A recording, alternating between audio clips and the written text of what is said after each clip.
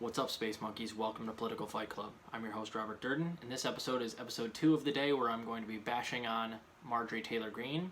Now, in the last episode, I was going over how a video surfaced from 2019 where she and a couple of QAnon buddies were whispering through the mail slot in AOC's door in Congress and calling her a baby and, saying that God was going to smite her for her murderous abortion policies and silly shit. Pretty sure they were drunk and they look like children, which they are, and Marjorie Taylor Greene is, for all intents and purposes, a child that's stuck in the, she's got the brain of a 12-year-old or a 13-year-old, never grew up past that, and she's not going to. This episode is not about that video. This episode is about the confrontation that she and AOC had yesterday, where Marjorie basically, chased her down when she was walking out of Congress and yelled that she was Antifa and other things. I'm going to read to you the article here on Mediaite real quickly to give you an idea so I don't mess up any of the details. And then we're going to talk about two different things.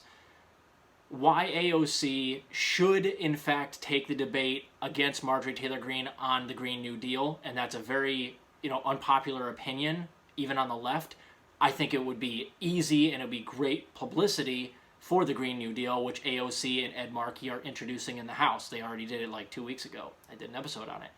And also, what we can learn from Marjorie Taylor Greene being very good at getting the media to follow her despite her not doing anything good. Why she's a lightning rod the way Trump was, and still in some ways really is, and would definitely be if he ran again in 2024, of controlling the news cycle. Okay? So let's start with, this article real quickly here. Representative Ocasio-Cortez has reportedly sought increased security after Rep. Taylor Greene from Georgia aggressively confronted her in the Capitol building on Wednesday, accusing her of supporting, quote, terrorists and Antifa. According to a new report from WAPO, Taylor Greene began shouting at Ocasio-Cortez as she left the House chamber. From that report, quote, 2 Washington Post reporters witnessed Ocasio-Cortez exit the House chamber late Wednesday afternoon ahead of Greene, who shouted, "Hey, Alexandria!" twice in an effort to get her attention. When Ocasio-Cortez did not stop walking, Greene picked up her pace and began shouting at her and asking why she supports Antifa, a loosely knit group of far-left activists, and Black Lives Matter, falsely labeling them terrorist groups. Greene also shouted that Ocasio-Cortez was failing to defend her, quote, radical socialist beliefs by declining to publicly debate the freshman from Georgia. Quote, "You don't care about the American people," Greene shouted. "Why do you support terrorists and Antifa?"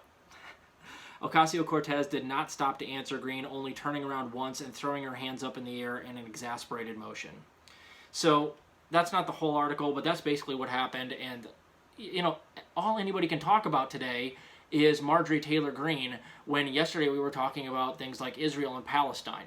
And it's so frustrating because this happens all the fucking time, and this is what Marjorie Taylor Greene is great at. She doesn't have any good policies. She's a man-child.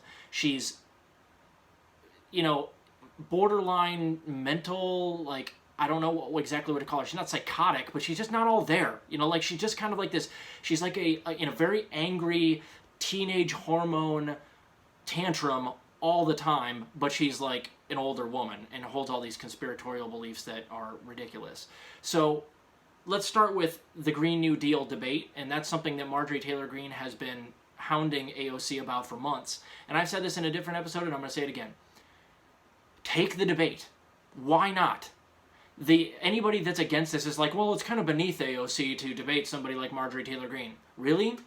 It might be, but was Bernie, when he went on that Fox News town hall, was he, was that beneath him? A lot of people said that was beneath him, but that was wonderful. He got a great chance to explain a lot of his policies in a rational way to people who will never be really exposed to those ideas in a rational way, because all they do is watch Fox News, and Fox News does nothing but demonize those ideas and people like Bernie. So hearing it from his mouth was a good thing, and he actually got the crowd to stand up and cheer for Medicare for All when the Fox News host tried to use a gotcha question on him. It was brilliant. It was a great move, okay? So in the same way, AOC is trying to pass the Green New Deal in 5 or 6 separate parts, introducing them one by one with Ed Markey. 2 or 3 weeks ago, they introduced part 1 of that, and I broke that down in detail. Why is no one talking about it? Because no publicity has been conjured up around it. Because AOC is not trying to do anything that will actually get the spotlight put on the Green New Deal. She's introducing legislation and either deliberately not getting it publicity, or she's too dumb and like is just swinging and missing on conjuring up excitement for it. You know what would do that? Debate Marjorie Taylor Greene on television. You know that shit, somebody's going to pick it up. It'll be highly viewed, and only about 70% of the people agree with you in the country. You know, Marjorie Taylor is going to have her 30% that are just going to be diehard, you know, whatever Trump says, whatever Fox News says goes. But you're still going to have access to 70% of the voting populace if you take the debate, wipe the floor with her, you know what kind of frail-ass talking points she's going to use, kick her ass, and instead of worrying so much about, oh, let's just expel her from Congress, let's come up with a law that expels her because she's bullying, you're never going to get her out of Congress for this stuff. What you can do is embarrass her so thoroughly in doing stuff like this that she doesn't get voted back into Congress because everyone knows she's a fucktard. That's what you should do, and if you knew anything about the Green New Deal, which you do, you know you can debate it, you know you can defend it, you know what talking points she's going to use. She's going to say, you want to put a whole bunch of people that are coal workers and work in fossil fuels out of jobs. She's going to say stupid stuff like you want to ban airplanes. Just be ready for all of the dumbass shit she's going to say, because you know what she's going to say. Set the record straight that you're, Antifa is anti-fascism, so yes, if you want to say I'm anti-fascism, I am anti-fascism. I would be on the side of all of those, clashes like in Charlottesville where there were Nazis and the not Nazis, the protesters amongst Antifa. Yes, I am on the side that is fighting the Nazis. You're on the side that's fighting with the Nazis. So who's worse, Antifa or you? You're the terrorist. Flip it on her. Set the record fucking straight on socialism. You're not even really a socialist. Go over exactly what your ideas are. This would get a ton of coverage and you could use it to shine light on your legislation that you're putting out. But you won't do that because you're either spineless or stupid. So it drives me crazy that she's not taking this debate.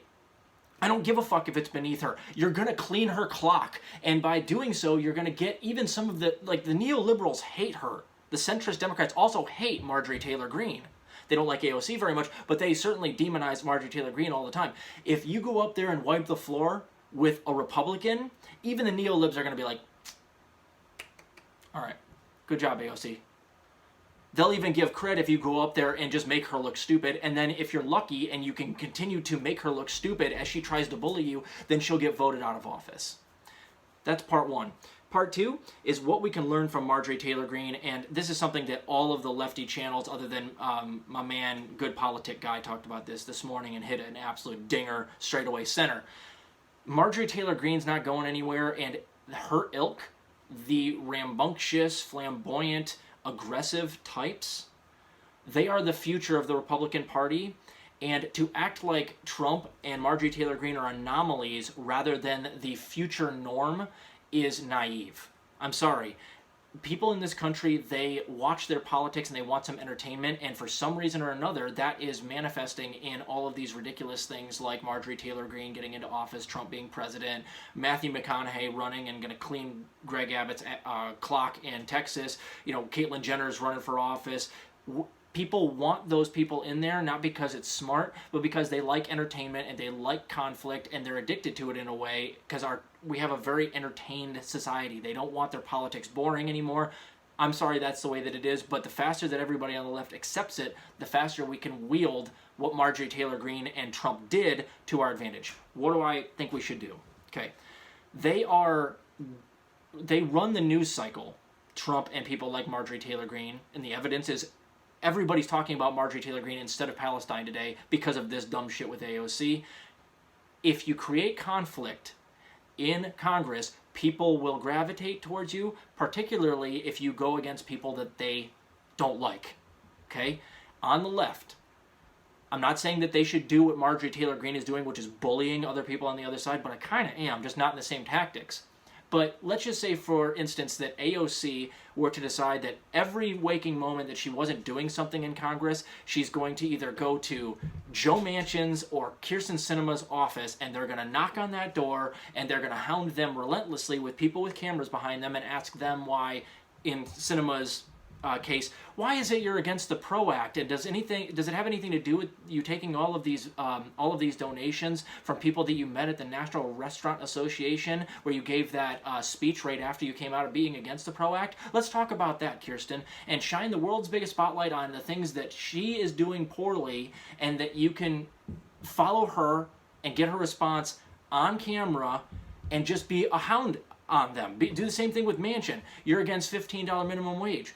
Joe, you're for more of a $10 minimum wage or $11 minimum wage, you're on the record as. But did you know that it really should be, if you want to live a normal life as a household of 4 in West Virginia, the minimum wage should be about $20 an hour? Did you know that, Joe? And just embarrass him. And he's going to either ignore you, like they did, or he's going to actually have to engage with you, which would not be smart of them, and you'll embarrass them. But the thing that will happen is that people will see these videos, they'll understand that AOC or whoever's doing these things, one of the squad can do it, it'll go viral and it'll get covered the same way that Marjorie Taylor Greene stuff gets covered. The media will act like you're an outcast, which you are, but lean into it, and then go after these people on substance and try to embarrass them the way that Marjorie is trying to embarrass AOC, but do it on substance and don't stop doing it and get it on camera and release it, and the media will cover you because you're rocking the boat, because you're entertaining. You have to learn to control the news cycle. People are not going to tune into the debates in these upcoming elections to watch somebody like Mitt Romney or Barack Obama. They're going to look for these bomb throwers that are going to go up there and act like this is more like a roast than the people that are talking like standard politicians. Now, I'm going to come full circle.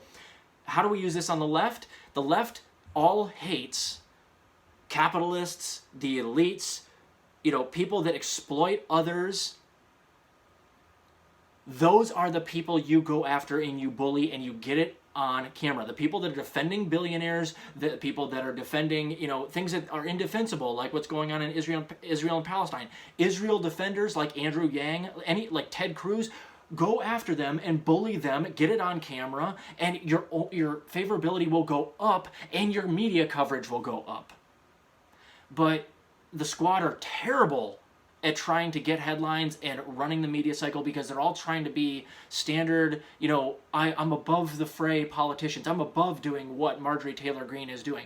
Now, she's being a child because she's talking about things that she knows nothing about, and she actually is being kind of a bully. But if you better fucking believe that if AOC started bullying Joe Manchin on substance the same way that Marjorie Taylor Greene is bullying AOC, chasing him down the hall and asking him why he won't get on board for $15 minimum wage, or asking Kyrsten Sinema why she's not on board for the PRO Act, if she started bullying the people that are on the wrong side of history and obvious things that everyone in the, Green New Deal has 60 to 70% favorability rating. So does unionization. Even Joe Biden's on board for unionization. Kyrsten Sinema could be easily bullied in the exact same way on substance by any of the squad, and they would absolutely get tons of coverage if they did so, but they don't do it. So what we really need is congresspeople in there that are willing to do what Marjorie Taylor Greene is doing on substance, and they have to be willing to lean into maybe the socialist label, stuff like that, because when the media dislikes you and is trying to smear you, you're still getting tons of coverage. Marjorie Taylor Greene gets fawning coverage by, Fox News, but she gets battered on the other two, CNN and MSNBC, as being a clown. But she still gets tons of coverage because she's so flamboyant and because she's going in there and actually fighting.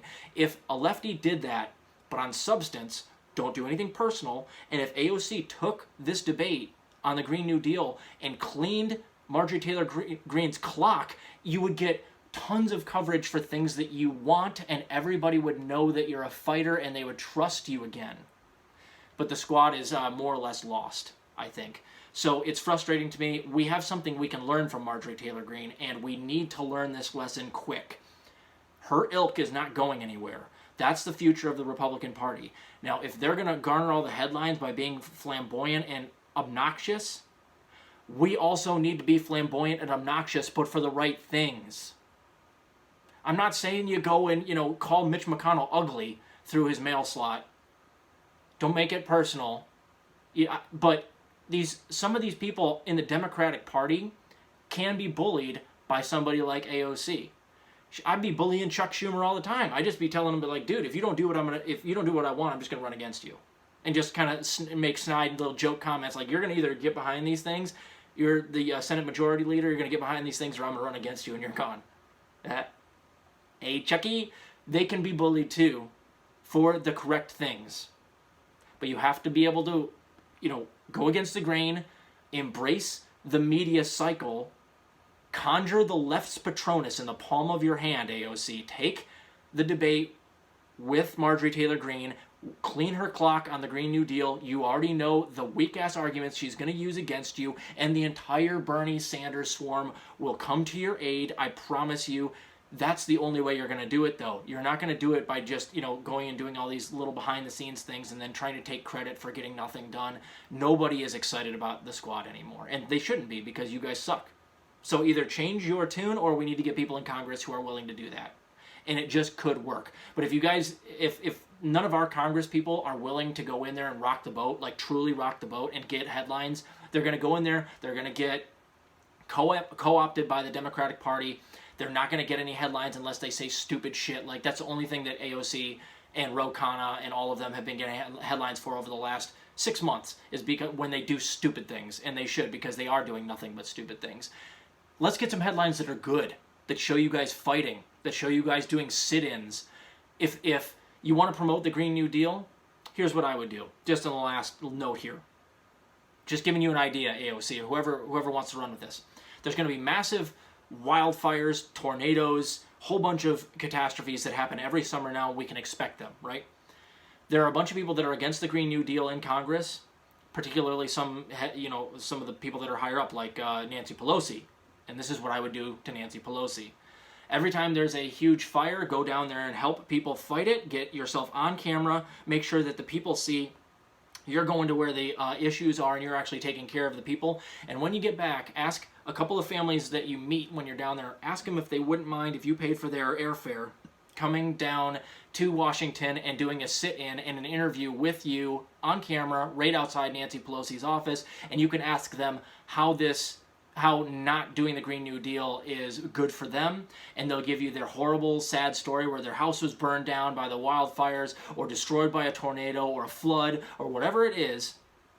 And you keep doing interviews like that every single time there's a natural disaster, and you put pressure on Nancy Pelosi. Eventually she'll come out of her office and you can have them ask her personally and get it on camera. She won't have a good answer, and she'll probably just turn her back and walk away, and you're just going to put immense pressure on her every time there's a natural disaster to get behind the Green New Deal. And it's all for all the good reasons, it's the best reasons. It might actually get her to do the right thing, and if it doesn't, it'll show her for being the soulless bitch that she is.